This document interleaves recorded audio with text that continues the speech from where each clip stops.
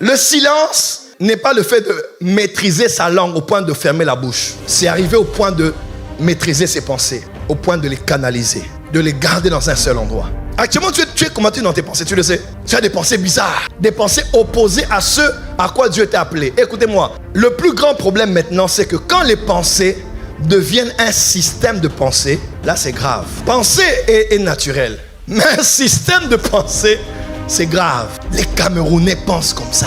Les Congolais de Kinshasa pensent comme ça. Les Martiniquais pensent comme ça. Où qu'ils aillent, ou qui qu'ils soient.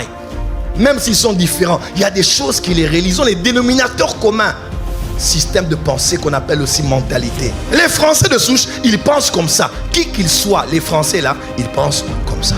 Voilà pourquoi c'est bien d'écouter la parole. La parole de Dieu, la parole de l'homme est l'expression de sa pensée. Quand tu écoutes le prédicateur te prêcher, heureusement que tu es dans une bonne église, on te prêche la parole. Je m'en glorifie dans le Seigneur, dis amen très fort. Quand je te prêche la parole, je te prêche la pensée de Dieu.